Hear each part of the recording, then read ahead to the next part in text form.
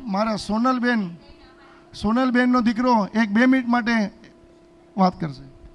બોલો દ્વારિકાધીશ કી જય. બધા વડીલોને મારા જય શ્રી કૃષ્ણ. અમારે છે ને જ્યારે આ ભાગવત સપ્તાહની વાત થઈ હતી ને તો મામાનો મને છે ને ફોન આવ્યો હતો. ત્યારે છે ને મનમાં થયેલું છે ને થોડુંક હતું કે આવું તો કેવી રીતના આવું. હું બધાએ તમને ખબર છે કે હું છે ને નાનપણથી આખા કુટુંબથી અલગ છું. મેં બધાના ચહેરા જે જોયા છે ને ખાલી ગણી શકું હું 7-8 વખત જોયા હશે મેં કોઈ બધાને. તો મને આવા માટે તકલીફ હતી કે કેવી રીતના આવું તો કોને ઓળખશે, કોણ ઓળખશે, મારી મામી કોણ, મારા મામા કોણ, ન નામ ખબર ન કામ ખબર, શું કરું હું, આવું તો કેવું આવું. પણ મારા મમ્મીના મામા નંદુ મામાએ છે ને બહુ આગ્રહ કર્યો, ચિરાગ તારી મમ્મીની પોથી બેગ મુકાય છે, તારા નાના તારા આટલું છે ને છેલ્લે જીવતા હતા ને આ મારા હાટે જીવતા હતા કે જીવતા ચિરાગને કાંઈક કરી દેવું છે મારે. સાચું કહું, આ બધાને કહું છું, આના હાટું મામાને કહું છું. અને આ જે 7 દિવસ આવ્યો છું ને હું, મારે છે ને મારું પરિવાર, અડધું પરિવાર મારું મોસાળનું 2 પરિવાર હોય ને, મારા નાનાનું ને નાનીનું મારું અડધું પરિવાર મને પાછું મળી ગયું છે.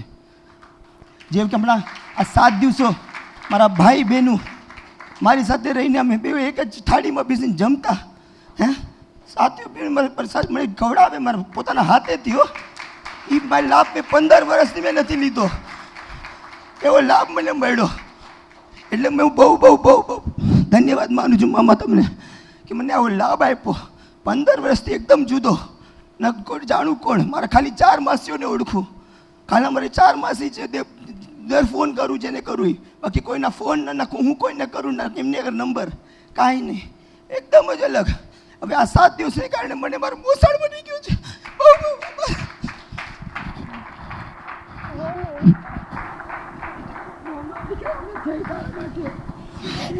છે ને અમે જે બધા તારા તું રોવા હું બોલવાનું જ ન હોય છે ને અમે અહીંયા સાથે બધા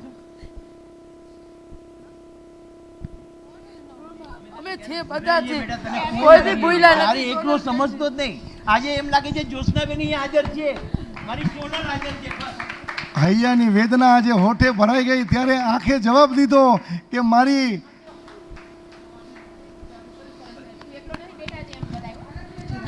અને સૌથી મોટા મારું થેન્ક યુ મારા મામા મામી આવ્યા છે. કેમ કે મારે નાનાને મારા હાથેથી પાણી ન રેડી શકાય, કેમ કે પરિવાર અલગ થઈ જાય, ગોત્ર અલગ થઈ જાય, એટલે મારા મામા આવ્યા છે, કાકી નાની આવ્યા છે, એમને મારા બહુ આભાર. મારા મામી આવ્યા છે, અમને કાકી બધાને હું બહુ આભાર કરું. Thank you so much.